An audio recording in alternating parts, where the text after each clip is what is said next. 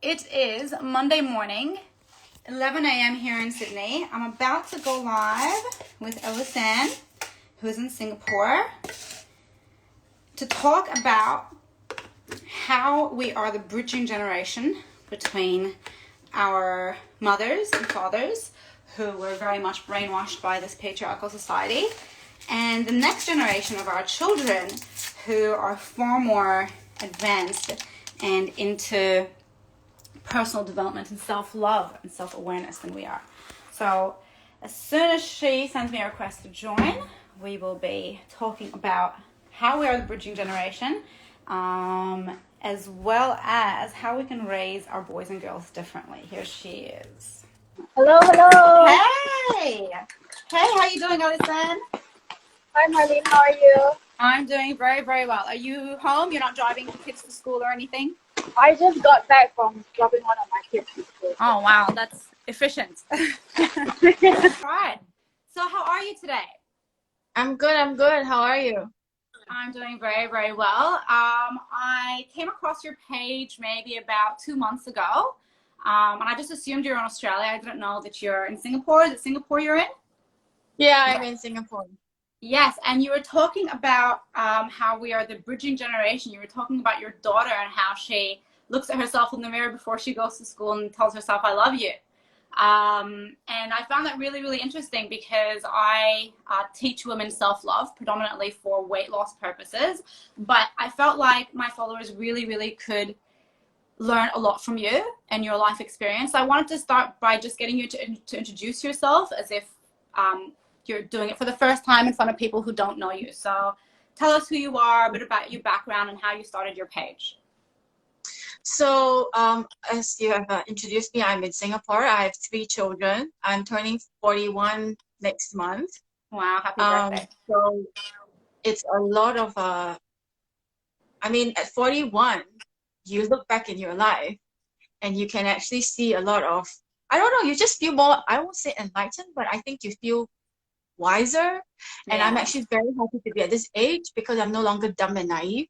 And so I need to do dumb and naive shit to get to this space. I'm still going to do dumb and naive shit to get to 50 or 60. So I think I'm actually embracing aging at this time. And you talked about self-love, and that's how I also started my journey as a healer. I used to do energy healing. I used to do card readings, and then it kind of like transformed to now just helping people, helping women get themselves together so that they can go and be the women of influence. And I think I just talked about it yesterday with women supporting women, but I don't think women are completely supporting women. They are using this women empowerment thing to call out and put other women down. So I feel like I have being at the end of that, on the receiving end. Yeah, so I feel like I have a moral responsibility to speak up as well because, like you, I am not white. I don't know what you call us. Are we women of color, or I really don't know, because somebody was telling me on my page that I'm not a woman of color. Then I'm like, I don't know then what I am. I'm not I don't know white either. I don't identify as white. I call myself Middle Eastern, but then I'm not even really Middle Eastern. Like, I'm Egyptian. I'm just me. I just say I'm me. Like, whatever. We don't need to classify. But I want to know more about your upbringing, because I have a feeling that the culture in Singapore might be pretty similar to the Egyptian culture that I was raised in. So what examples did your parents set for you in terms of what a woman is, what a man is, and like how they're supposed to relate to each other? So as my upbringing, it's a bit in the middle because we have the Chinese tradition, and yet Singapore is a modernized country. So we are actually pretty trapped between the modernization and the traditions as well. But yet right now, I would say we are questioning traditions also because some traditions are really ridiculous. Outdated. Yeah, outdated. Yeah. So we are in a very interesting space because we are trapped by traditions, and yet we are also a very modernized first world country. Yeah. So what's it like over there for women right now? Because I came from Egypt. I ran away from Egypt when I was 19, and I left there because like the difference between the way men and women were treated was so vast that like I just wanted to find the land of equality. And I came here thinking, this is it. This is the land of equality. But even here in the Western world, it's still not exactly equal. So what's life like for a Singaporean woman where you are now in terms of the expectations of, what her role is, what she's supposed to do? Yeah, can she work? Like, is that even part of the equation there?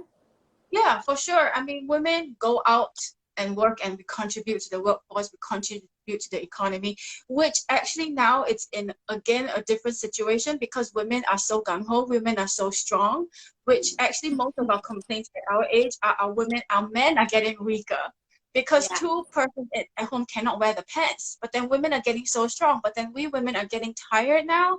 I think it's yeah. midlife crisis or whatever you call it because when we go out there and work, we come back, we still have to tend to the house, this and Yeah, that. it's like Although our we have second shift, helpers, right? yeah, we have helpers at home though. We are very blessed. Um, some call them maids or whatever it is. I have one at home too. I don't have to do my housework, Yeah, but still, there are other things you have to hands on, like the kids and all of that. The men just sit there and they just do their thing, and so that's that inequality, I guess, you know. yeah. And so now Well, I'm thinking, do men want a maid or do men want a wife when they get married? Because there's a period of time that I don't have a helper, so I have to do everything, and I get very unhappy. yeah, So I think most women are trapped within, like, I'm going out there to contribute to the economy, contribute to the household, because houses here are very expensive. yeah. Cars are also very expensive. You can Google it. It's one of the most expensive cities to live in. Wow. So you So need we both have to incomes. contribute. Yeah, you need both. And most Yeah, of us are middle class, not even middle upper. Like the yeah. whole chunk, most of us are middle class. So both of us have to work, You right? And guys then we are have children exhausted. and all of that. Yeah, Yeah. So we all have equal opportunities, to be honest. So I think for us women is learning how to balance and voicing out what we want and expect from the man. And of yeah, course now the divorce rate is also high because of that. You know, when you're at 40, you kind of like know what you want and what you don't want. yeah. Well, the So thing is as well, like when you have the financial independence, you're less likely to stay in an unhappy relationship. And if you are the woman who's earning the income and coming home and doing the second shift, then it's kind of clear to you that, well, what are you good for? Like, so it makes sense that you just be like, well, I have less work with you around. So, so yeah, exactly. divorce would actually make sense. Yes, if the guys are not stepping up. Um, but I wanted to ask you, you made a comment when I was watching you live about how we're the bridging generation. So you talked about how your daughter has been taught like self-care and self-love and self-worth. How does that differ from our generation, you think? And even our So mother's generation? so I don't think my children came in, they need to be taught. They have this inner knowing.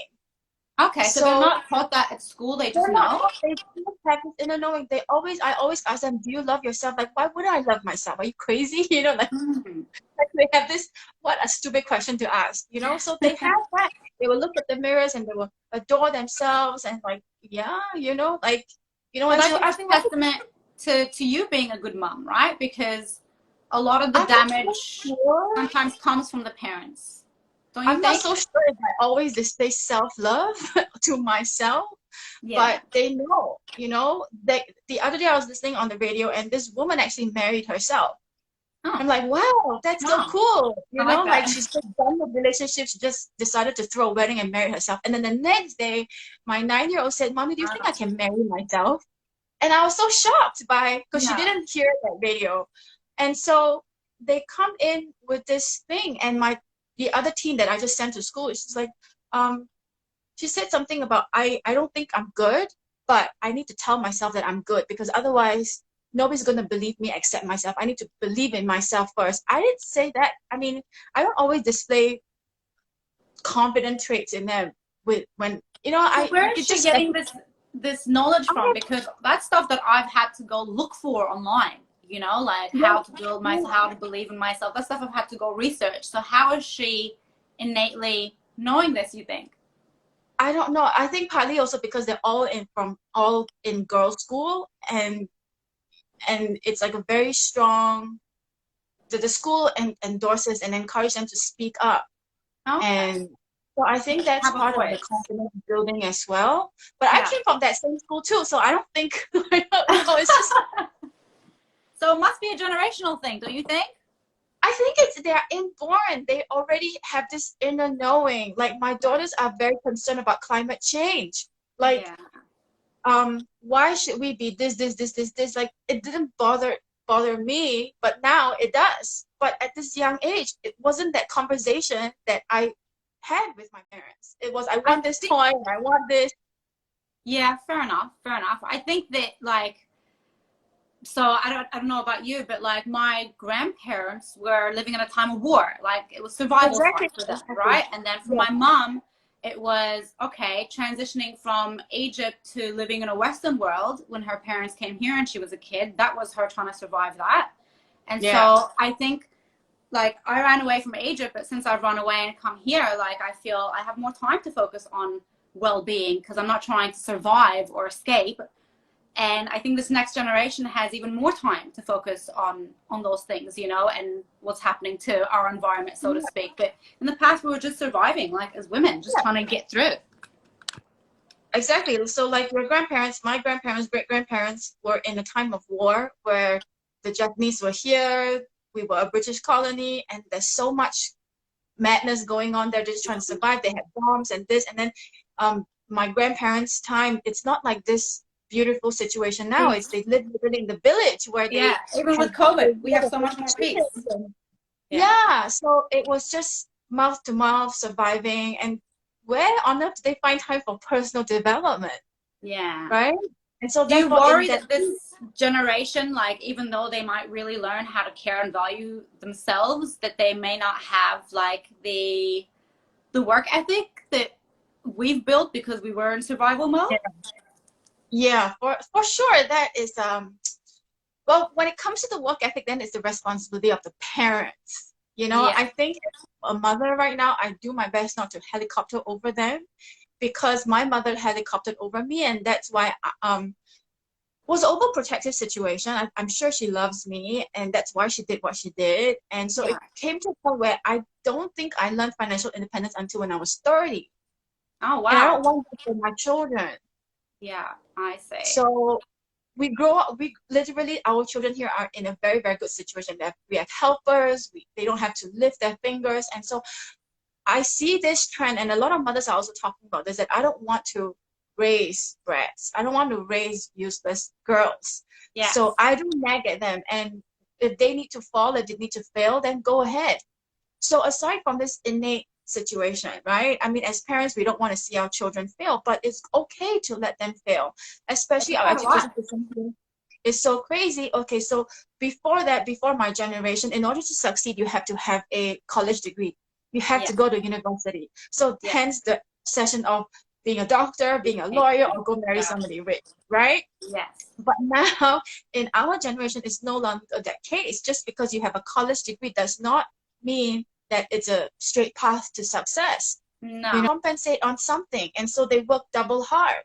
You have nothing to fall back on, and so it's a one-way street. It's either do or die. And so when you have a college degree, there's something to fall back on. You're like, okay, I'm gonna have a very comfortable salary, and all of that, and so that's it. So it's again the hunger, right? Like, I don't have a college degree too, and I know because I don't have, and I don't now have, of course I have the time, but I don't have the time to say now go study to become a doctor and spend 10 years, and then what am I going to do for the, like, what, how am I going to put food on a table, right? So you have to be also practical. Of course, if I have my food on the table is all sorted out and I want to go be a doctor, then of course I have the choice.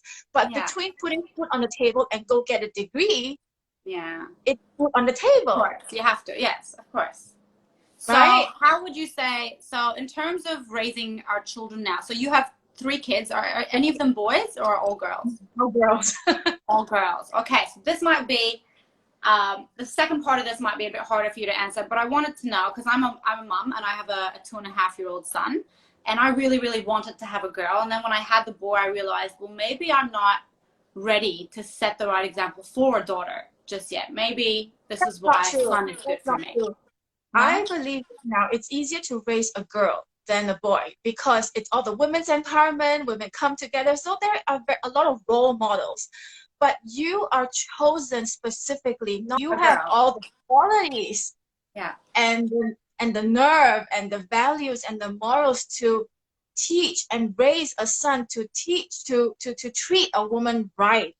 Yes, and that's what I wanted to talk to you about. So like you said, if you're a woman raising a woman, it's pretty straightforward. You know, teach them to love themselves, you know, self-worth, so on and so forth. But on the other side, I feel like the boys are getting left behind. And you said this at the beginning of our chat. You said the boys are getting more lazy. And I read this as well, that up until the age of 35, girls are out earning boys in the workplace because the boys are home in mom's basement playing video games, right? And the woman's the one, yeah, who's, and I think something like 60% of university graduates are girls now. So girls are freaking, we're killing it right now. We're just like steaming ahead. And the boys are like, huh? What's going on? What's going on? So I'm worried with this next generation because as a feminist, I'm not looking for women to be in control. I'm just looking for equality. But what I see like is a big risk is if girls are, you know, pumped up so much and the boys are just like, forgotten and confused. You get what I'm saying? Because what is their role now? Like if their role isn't, you know, like in the patriarchal society where they rule and, you know, they have the upper hand, well then how should I raise my son? That's what I want to know. Well, I think the question to ask is, as a woman, what kind of man do you want to marry? And then raise your son as that man. Because I have 3 daughters. I tell my children, don't get married for the sake of getting married. If you can't find a suitable one, then remain single. Because I have 3 children, all girls. Obviously, I want them to have their families and enjoy this beautiful union. But unless both parties are working together, then if the woman continues to work, then there's going to end up a divorce, and I don't want them to get married. So, I mean, as a woman, I look at the son. Obviously, I want my children to marry the best. And so therefore I say, as a traditional Chinese mother, introduce the dude to me first before anything happens. So and what would you look for? What are you looking for then as a mom? I'm looking for actually, it's not what I'm looking for. My daughter actually has a list on her own. She created a list. I'm like, wow, character traits. When she was 14, she created a list. I'm like, wow, that's good. So her list is loyal, funny, good-tempered, doesn't drink, doesn't smoke, and all of that, and basically a loving, generous person. And I think that's all of the qualities that all of us want. You know, what you want in a man is probably what I want in a man. Also financially independent, it's ambitious. And then again, we have to ask ourselves, are we the woman ready for that sort of man? Because I'm sure all of us want our Prince Charming, but are we right for the woman for the man as well? We all want Mr. Right, but are we ready to be Mrs. Right as well? So it's a two-way street, because there are good men out there. And then if we're wondering why we're not meeting them, we have to ask ourselves. But then as women, sometimes our mother tell us, you know, just go marry somebody rich, it's okay, blah, blah, blah. But then now it's different. Men are not dumb anymore. Well, I think one of the biggest differences in the way that we raise boys and girls is that boys are still kind of ashamed to discuss their feelings or their fears or to express an insecurity. And I think, or I tend to see that this shows up as a problem in a lot of relationships, is that something will happen, the woman wants to talk it out, and the man is so uncomfortable just discussing emotion because he has no experience that it gets brushed under the carpet, and then of course the lump gets bigger and bigger under the carpet. So I personally think that that's one of the major things that we need to do differently raising boys in this next generation, is to teach them that it's okay to discuss emotions, and also teach them how to discuss emotions, even how to apologize, you know, because boys are taught, you know, that, you know, being a man is strong and, you know, feminine traits, or girls are weak, right? So if femininity is associated with, you know, emotions or discussing emotions, then it explains why boys like have a big aversion to that. So so I think that's one of the biggest things, is just teaching them that it's okay. So in China, we have this saying, right? Men want respect, women want to be loved. And women, I feel like if we want men to talk, then we also need to learn to listen to them. Okay, explain. Because fundamentally men and women were not the same, right? Women, we can go on blah, blah, blah, blah, blah, blah, and then, okay, that's our therapy. But for men, like you said, it's very difficult for them to talk. But then I realize even for myself, when you know, it's when we talk to women, it's not putting down. It's like, I just think you, and we're all okay with that, but men are not. What do you mean? So How? so like you said, it's very difficult for them to talk about their emotions. And when they do, we kind of like criticize them. I don't know. I find for myself, like, but you're going to be thinking like that. You're so dumb, blah, blah, blah, blah, blah, blah. But it's just our, our nature. Yeah, so even when we talk to our girlfriends, we're just like blah blah blah blah blah everything out. We're just very transparent, honest with them, and they all get it. So I think our form of communication with men have to change as well. And I realize for myself, sometimes I take men as my girlfriends, like I just blah blah blah blah blah with them, but it's not the same. The way they communicate is very different as well. And we are so used to communicating that style with our girlfriends. They get us, they understand us, and we can be as bitchy as we want with them, and they totally get us, and that's fine. Like, but I think with them it's very different, and we'll have to learn different communication styles to communicate with them as well. So as much as we want our men to listen to us, I feel like we also need to pause and ask ourselves, what do they need? What do they want? Obviously, somebody has to take the lead first, right? Yeah. And women are more mature in that sense because we attend so many personal development class, and this is where we have to take the, like, execute what we have learned. Yes. Yeah. And I'm a feminist as well, but I also feel like sometimes I'm bashing men up. No point in bashing them up when I want them to do better. Yes, that's love. That's an expression of love. Like if you're pointing out somebody that something they're doing is detrimental and they can do better, find a better solution or do it a better way, that's love. That's like helpful criticism. Yeah. So I think it's all learning, because there's so much of this women's empowerment, and you see most of the speakers are women and we're rooting for them. So, and men have egos too. So obviously their ego is going to be hurt. And a lot of men, remember, they haven't done a lot of inner work just like us. And sometimes we behave like girls as well. And that's the problem with men right now. Boys are running the show, not men. Boys are trapped in men's bodies. So when they don't get to know their egos, and so therefore they think when a woman shows up, they're like, the woman's trying to take the space. But no, we women are not trying to take your space. We just want to help and balancing. Because our innate energy is not go and fight. Our innate energy is not hustle. But because we think that we need to survive in the man's world, that we need to hustle as well. And this take on the masculine traits. Because we lose our feminine energy. We lose our feminine side. And then we are so frustrated because that's not our innate energy. Yeah. And I was that as well. I was fighting. I was hustling and this and that. I'm like, wait a minute, hang on a minute. Sometimes I forget I'm a woman. Yeah, you're losing yourself. Yeah. Yeah. So that's what's happening also in the situation now where women want to become successful. They're like, yeah, go for it. Like, no, that's not the way we need to work. We are nurturers. We are manifestors. We are sexy. We go with the flow. Yeah. And if you just are able to tap into that energy, you become a happier woman. Yeah. So interesting.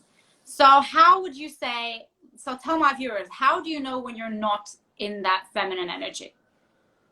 Like what are you feeling? What some feelings are a good sign that you've kind of drifted away from that? All of us have both feminine and masculine energy. Yeah. So if you're too feminine, that's not good. Then you become like, oh my God, I can't decide. Like, that's not good.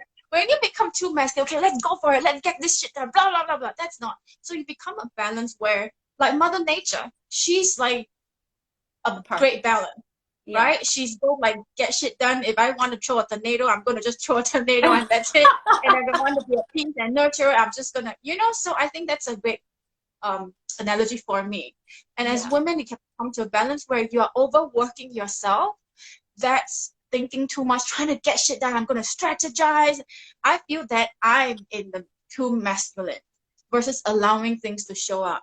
When I'm too in procrastinating situation, like, I'm like, I wouldn't call that too feminine, but it's just off balance. Yeah. And when I'm looking at my children, I've done so much for you, blah, blah, blah, that's again being crazy.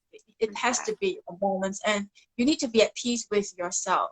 Yeah. So, I mean, I'm not here to say that you cannot have any emotions, but be aware of your emotions. Why are you angry? Why are you triggered? Like, especially with my children, if I nag at them, like I have this fear, that's why I nag, Mm. right? So I'm like, what's this fear? Why am I putting my fears onto my children?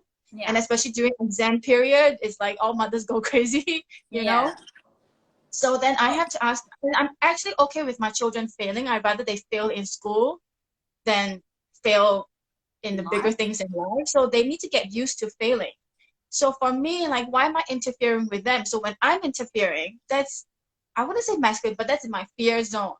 And then when I'm in my fear zone, then I become very masculine, and I'm like, oh, you gotta go get this, you gotta go get this, you gotta pass it, Yeah. and compete, Gotta you know, force like, it. yeah. So you know Yeah. yourself, you're not balanced. Yeah. Well, I was watching somebody on YouTube today. I want to share his name with you because I thought he was really, really good. He did a TED talk.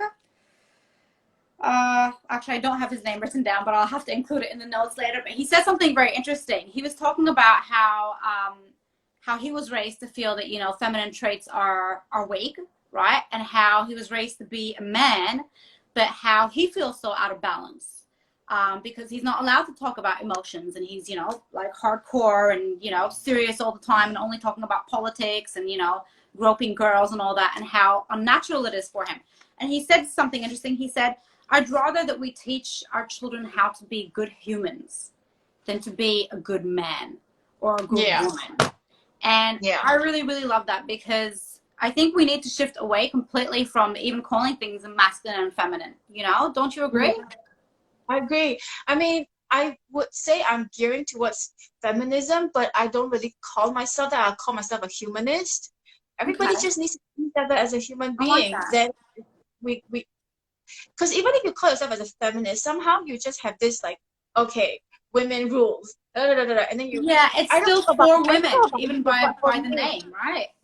yeah, I don't know about you, but I personally feel like if I call myself a feminist, I would have this persona where, you know, men are just dumb, women are so much better, you know, that's why women should I I do don't know think about that others, sometimes. but Yes. I feel so. So if I shift that focus to just being a human, then I can see the man as a human being, and he has his own struggles too, Yeah. versus like as Chinese and as, you know, a typical woman, men should solve the problem. So sometimes when shit goes, you know, haywire, I'm like, you know, the man should solve it. I have that too sometimes, you know, being as a woman. So the man Yeah. has a lot of responsibilities. Like for us as Chinese, the men should go out, work, bring the bread home, and, you know, so they have a lot Family of responsibilities. wars, all the hard stuff. Yeah, yeah, and like you said, they don't have a community to talk about. I think there is this two dudes that talk about toxic masculinity. One is Louis House, and the other guy is Justin something. Justin start with a B. I can't remember. I'll get you to send me the names later so I can include it in the notes when I post this video. Yeah, they talk about toxic masculinity, which is really good. Um, uh, they are the newer generation of the men, Yeah, like, yeah. you know, so they actually see it. The older generation, it's like they have to put a front, Yes. like, you know, how many women I slept with. It's like the ego thing. Yes. They're lost. They're very lost. They're very, very lost. Yeah. So talking about how to raise our boys, right, in terms of not really having the masculine and feminine, but allowing them to express their emotions, right? And then we have the last generation, which is completely not aware of their ego. Um, and then we have this generation of men, which is a bit mix and match, right? Like we have some guys who are, you know, open-minded, and other guys who are still stuck in the past. So from a law of attraction perspective, if we sit here and we talk about, you know, the percentage of guys that are doing the sexual harassment or the raping and all that, are we then putting our energy in the wrong place? Like, should we be focusing our energy on the percentage of men who are making a move in the right direction? Is that what we should be discussing more of? So Mother Teresa said, Rally. situation, Yeah. rally, invite me for a peace situation. So in the unconscious mind situation, and this is like hypnosis thing. So if you focus on I don't want to be poor, the mind focuses on poor. Yeah. So same thing, right? We don't want rapists, we don't want pedophiles. So what do we want instead? We know we don't want a lot of things. And the truth is what we don't want is very dramatic, and we human beings are drawn to drama. Look at Netflix; it's like $1 billion company month. Even even just the news, right? Everything's drama. Yeah, everything's drama. We're drawn to drama, and we're conditioned like, oh my god, something exciting. And even, you know, the situation now, I find myself being drawn into like, oh wow, what's going on? Nothing to do with me. But what's going on? So we're drawn to it. So we have to first ask ourselves, are we ready to let this drama go and focus on what we want instead? Because what we want is hard work and it's boring. You know, inner work is boring. You sit and meditate. Boring, right? But if you watch drama, it's exciting. Wow, you know, and all of that. So I think in order for all of those negative stuff to eliminate, we have to begin with ourselves, because we are part of the community. The community is made up of individual collective selves. And as Marianne Williamson said, how does cancer work? Cancer is when a cell decides to take off and does its own Do its stuff. own thing. And then it becomes a cancer cell. So now our society is cancerous because everybody is not in alignment with love. And that goes back to, you know, most pedophiles and rapists, if you look at their history, they are being taught. It's either it's being done to them or they just saw and it's normal. And so I read this thing where people are like going in to save little girls from child prostitution. It's a very great act. But then after that, they don't have a plan B. And these children go back. This girl goes back to that situation because they grow up thinking this is their normal. Of course, us, we're thinking this is immoral, this is not right, you know, but they grow up thinking this is normal. Yeah. This is the world. This is right. So if you don't give them an alternative and teach them, because saving them is easy, then what's part two? And now we have to go on to part two. But before that, we have to first acknowledge you don't want abusers, you don't want rapists, but how are we abusing ourselves? What do you mean? Okay. Women tend to, even for myself, it's the man's fault. It's your fault, Marlene. It's like other people's fault. They make me this. I attract toxicity. You talk about law of attraction. The number one question in my community is how to get rid of toxic people. Then sometimes I have to ask, so are you toxic? How can I be toxic? I'm not toxic. I'm so nice. But then under this niceness, there could be a manipulation. I am nice because I want to manipulate you to like me. Right? So you are the manipulator. If you are the manipulator, why are you surprised you're attracting manipulators in your life? But then you cover it up. I call it the secret compartment. You cover it up. You don't want to talk about it, but you know it's there. We all have this inner guidance. We ignore it. We don't talk about it, but it's there, right? And you know it. Doesn't just because you don't talk about it doesn't mean that it's not there. And the law of attraction responds to your dominant emotion. So the more you try to hide, the more it's going to show up. And toxicity, it's like, how are you abusing yourself? Simple things. Your friend asks you to go out. You're like, I don't feel like going out, but I say yes anyway. Simple things like this. You have just betrayed yourself. Yeah. Right? You just betrayed yourself. Letting your yes be no's and your no's be yes. Very, very simple things like this, like your body. Okay, so you're in a fitness situation. I'm also wanting to be fit right now. How have I betrayed my own body? I know doing this is not good, but yet I still do it. You know, I'm not taking care of it. And it could be something as simple as just beating yourself up for eating something that you think you shouldn't have eaten, you know? Yeah. Alcohol, drugs, smoking. I used to smoke for 10 years. I was an alcoholic. I took drugs and all of that. But now looking back, it's just dumb. You don't take care of yourself. But now if you love yourself, what would you say? What would you do? Will you be in this relationship?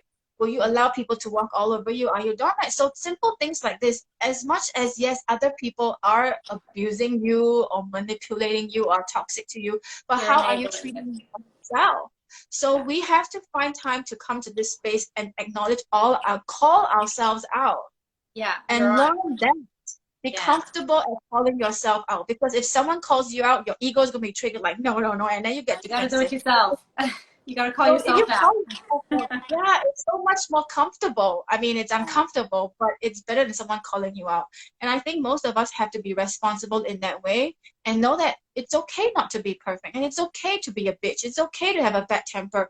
You just acknowledge it. When you acknowledge it, then it's no longer ego. It becomes awareness. Yeah. And it becomes wisdom. And then you can do better. Then you have a choice. you It's know? the same So, principle as with failure that you were talking about earlier. Like failure is a part of success. Like you going, have to, yeah, you have to be willing to fall and to make mistakes and to not be perfect and just to learn from the mistakes, right? As long as you look back and you learn, then you're more likely to succeed the next time or do it differently the next time. Yeah. yeah. And so it's like if you don't even love yourself the way you need and want to love yourself, then how can you demand someone else to love you, right? Well, I don't And think that when, most people realize that they don't love themselves. Like the way that you said that your daughter speaks to herself, that's not a way that I was raised to speak to myself. And had you yeah, asked me, do you love yourself? I would have been like, well, first I would have said, oh, like, that's very egotistical, you know, to love myself, right?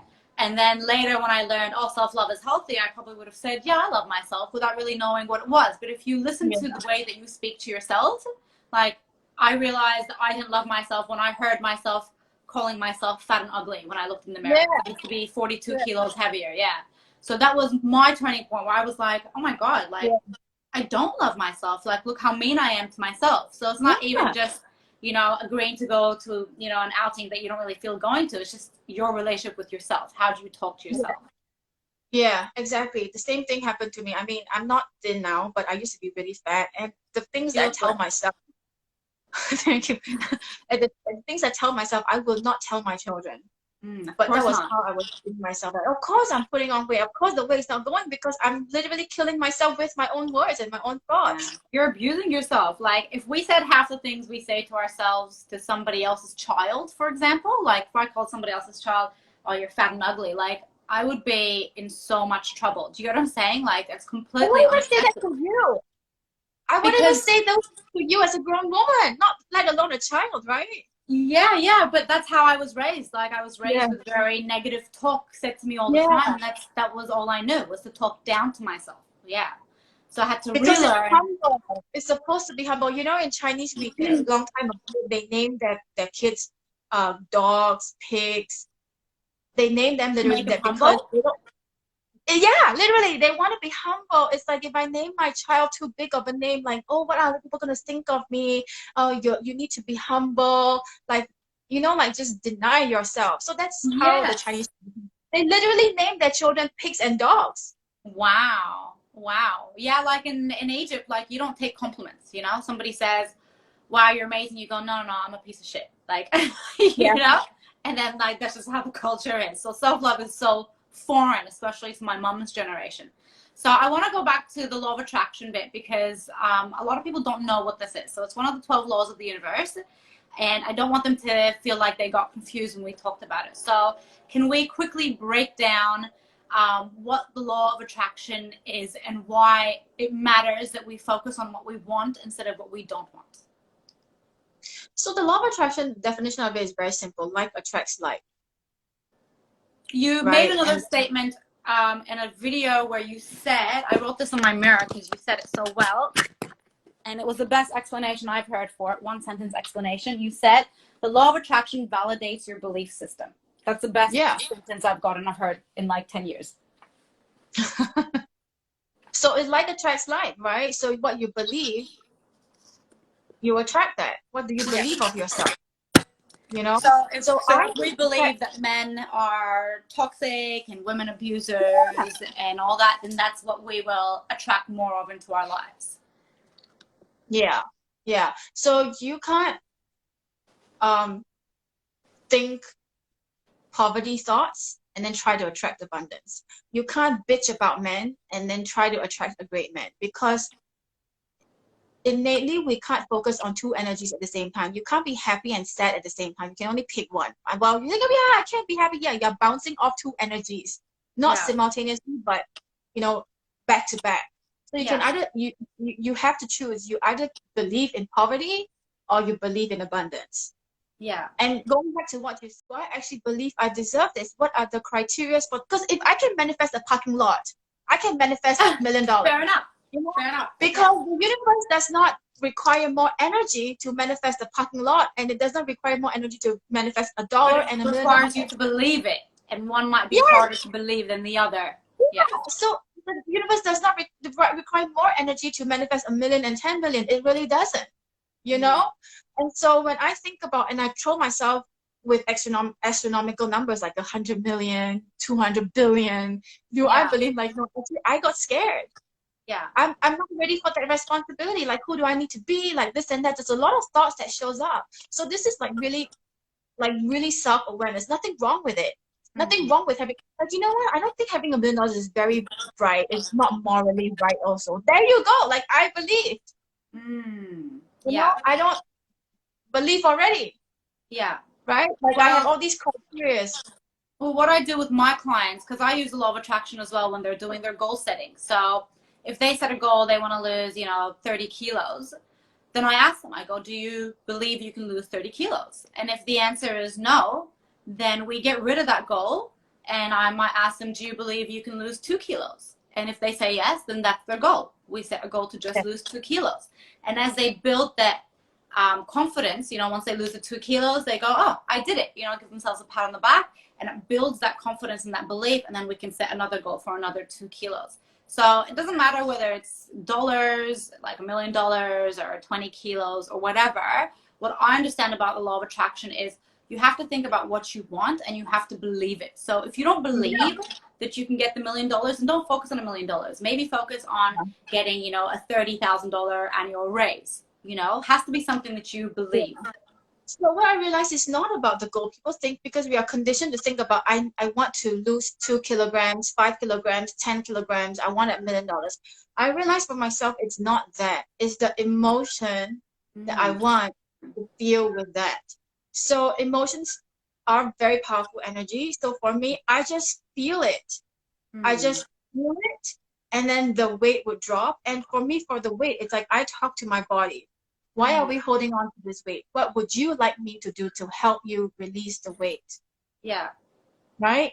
And with the money, it's not so much of the money. I live in a very nice house. I drive a very nice car. So it's not about the money that I want. How is it that I want to feel as a human being? And go after that feeling right away, because that 2 kg, it's not just that 2 kg, it's how you feel at the end of 2 kg. So I just go straight to the emotions right now. Like, okay, let's dive to the emotion. How do you want to feel? Why do you want the $1 million? Why do you want to lose that 5 kilogram? It's not that 5 kilogram that matters. It's how I want to feel at the end. So by law of attraction, because energy, right? If I feel that, then everything excessive that is not aligned with that will go. So that's like being in the flow. Yeah. That's how, basically that works. So yeah, you can focus on the 2 kg, but then to be more efficient is to just focus on the feeling. How do you want to feel? Yes, you're right. Because emotions have vibrational energy, right? So whether you're like you're frustrated or whether you're happy, like each one of those has a vibrational energy. And the more positive the feeling, the higher the frequency, and the more like depressed, the lower the frequency of the energy. And essentially what happens is whatever emotion you're putting out there, that vibrational energy is attracting similar to it. So that was an excellent way that you put it. So if you don't focus on, I want to lose the 2 kilos, I want to make $1 million, and you focus on how you want to feel, like I want to feel light, I want to feel energetic, I want to feel financially free, then feeling those emotions will attract more situations where you continue to feel those emotions. Is that right? Yeah. And because of that, you love yourself more, because that's higher frequency, like you said. You will make better quality decisions for yourself in the name of that self-love, because you're in a higher frequency. So your consciousness is in a different space. Yeah. Right? So even if you eat fried chicken wing or whatever, because you're in high frequency, your body is not going to store those whatever that it stores if you're in a lower frequency. So you can still eat a bag of chips. Nothing wrong with it. The thing is, I want to eat a bag of chips. I deny myself that self-abuse also. Like, but I really want it. But then eating it and then say, oh shit, I feel guilty. That's also self-abuse. So you need to find that balance. I can eat it because I can afford it, because it makes me happy to eat it, not because you want to eat it for certain things. So when you are in a happy situation, then you are in that flow. Anything that's excessive, that's not aligned to that energy, is not going to be attached to you. Yeah. Yeah. Interesting. Okay. Well, I think that we've covered a lot of stuff here. I'm definitely going to have to write some notes out for all this so that people who watch us later know what to look out for. But do you recommend to mothers, say, of this new generation, in terms of practicing self-love? What are the number give me the top 3 things that you've implemented as a mum for you to practice self-love on a daily basis. Let's leave the girls with that. Oh, alone time. Alone time is so important. Alone time without guilt. And then, you know, my children, they're so funny, right? Like I'm sitting out here, nobody talked to me, but the moment I enter the bathroom, like, mommy, mommy, mommy. So I don't feel guilty right now. I've conditioned my children, unless there is blood, somebody just died. Otherwise, when I'm in the toilet, in the bathroom, do not knock the door. Fair enough. Right? Yeah. So That's, self-love, me time is very important. You have to be okay so that you don't feel guilty. And I go do the things that I want to do. yeah. First of all, eliminate the guilt, because your children are going to be okay and they will live on, you know, and they will seriously will be fine. So ask yourself, what do you enjoy doing? I now go for yoga classes. I go for a walk. I really just do the things that I enjoy doing while my children are at school, to focus on me first. And I think for moms, if like for me, I work from home or whatever, I think it's really to find your own meaning and your own purpose and focus on it. You might have a career, you might have a business, but find something that you're passionate about that makes you feel Outside alive. of being a mum. Outside of being a mum Yeah. and wife. Yes, something that's Yeah. just you. Okay. Yeah, you're passionate about, like, have your own passion project, like maybe trade secondhand clothes or something like this that makes you feel useful, and you're also setting an example for your children that, hey, I'm doing something, and to let them know that, hey, I have a life outside you too, you know. Yes, and I think it's very important to do that, because the number of women that I have come into my office for the first session, and they're in their 50s and their kids have gone off to university, they've just gotten married, and they're crying, they're bawling their eyes out, because for the last 20 years their whole life and their whole identity has been about being a mum, and now the kids are gone and they've lost that identity. So like you said, alone time, even just to figure out like what you're passionate about and what you want to do. I think that's a great one. That's an excellent one for self-love. Yeah. Quality Yeah, life. meditate. I actually like to meditate. I mean, alone time doesn't mean you, I mean, sometimes I pluck my eyebrows and stuff like this, but really alone time is just sitting down talking to yourself. Yeah. This is something that came up for me. Like, how often do we talk to ourselves like we are our own best friends? No, we don't. We criticize ourselves a lot. We value other people's opinions so much, but then do I value my own opinion? Do I actually talk to myself on a daily basis? And this is what I'm doing actually for the, I'm on a 6 weeks selfish retreat, meaning to say I'm just focusing on trying you. to retreat. Yeah, so, and I realized that, oh, as much as I think I know myself, there's so much more. I'm not talking to myself, and this, you know, there's so many other things that I'm not aware of. Yeah. You know, like deleting Facebook from selfish retreat, meaning to say I'm just focusing on trying you. to recruit. Yeah, so, and I realized that, oh, as much as I think I know myself, there's so much more. I'm not talking to myself, and this, you know, there's so many other things that I'm not aware of. Yeah. You know, like deleting Facebook from my page, from my phone, like that kind of thing. I recently just downloaded Instagram again because I now don't have that toxic relationship and I'm in control, versus like, oh, I'm so concerned about what other people saying, blah, blah, blah. So I think it's a process. It's an experiment. And when I downloaded Facebook like 2 weeks ago, I felt like I was cheating on myself. I was having an affair with Facebook on myself. But no, that's not healthy either. No, you shouldn't be feeling that. If you want to do it, you should do it without guilt. So there's just so much of awareness that shows up until you take certain actions and you become more aware. Yeah. Yeah, and I think also not being afraid to be alone is maybe one of the reasons that people don't have alone time. Is like, I know people who like are it's so foreign to them to sit alone and listen to their own thoughts. There's always got to be somebody around or a TV on. Just be by yourself. Just spend time with you. Yeah. Really. Yeah. Yeah. Yeah.